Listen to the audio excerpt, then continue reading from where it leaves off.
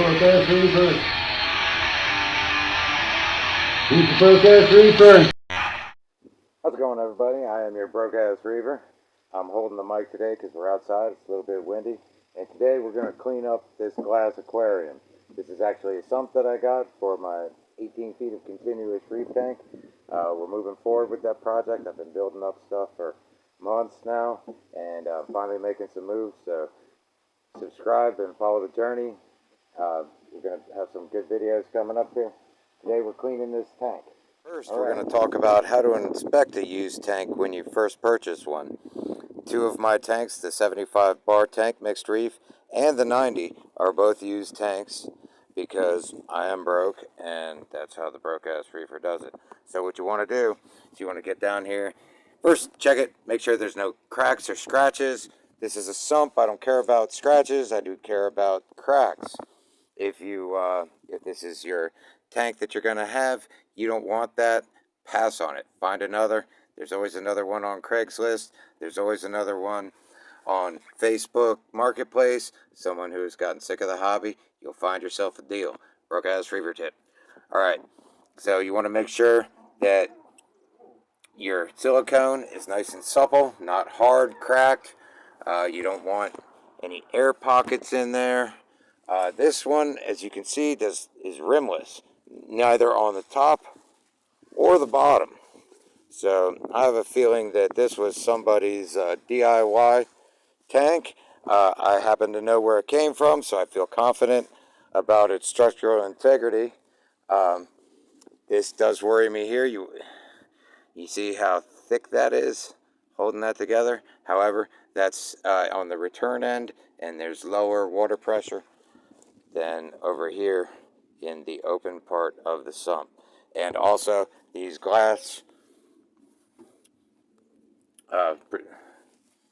dividers here, they add a lot of support to the tank, so I'm not worried about it.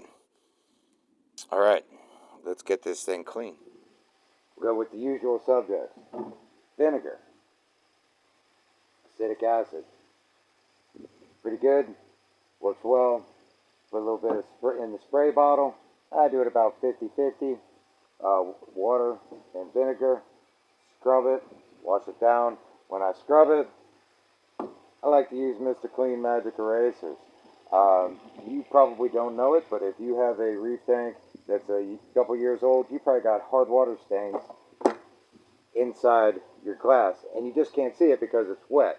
But once I just actually did a water change on the 75 today, and I could see hard water stains on the glass, and these will take them off. I use them very sporadically inside the tank, but I never have had a problem with my corals.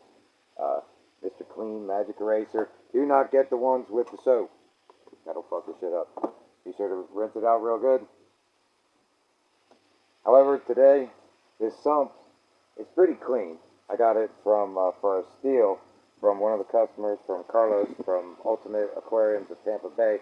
If you're in the Tampa Bay area, you got to check him out. And this was on an 800-gallon system. Anyways, he did a pretty good job of cleaning it up, except for we got in the air trap here. It's pretty grody.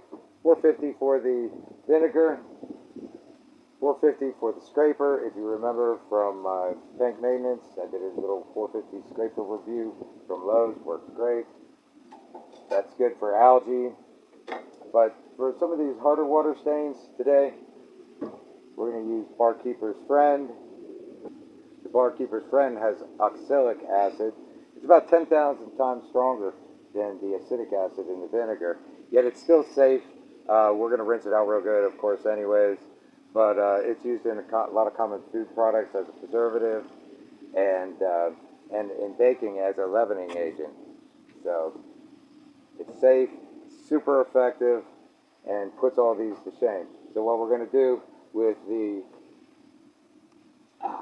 distilled white vinegar here, as long as we got it out, of course it's going to be a bitch.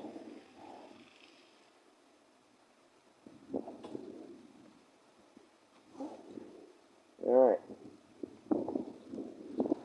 Fucked on that. Anyways, what I'm going to do is I'm going to pour this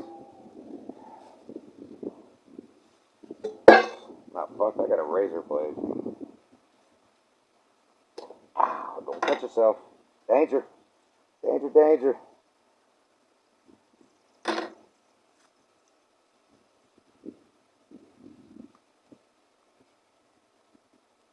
There we go.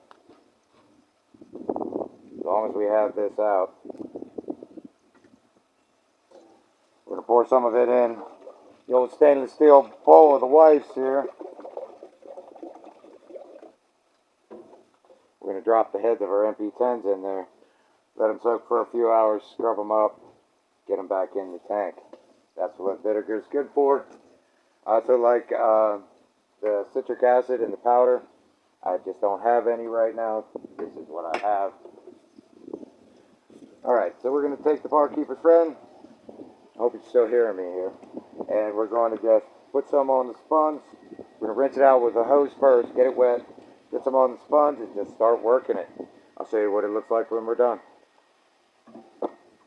Alright, it's been about an hour of scraping and scrubbing and rinsing out. You can see the sun is going down.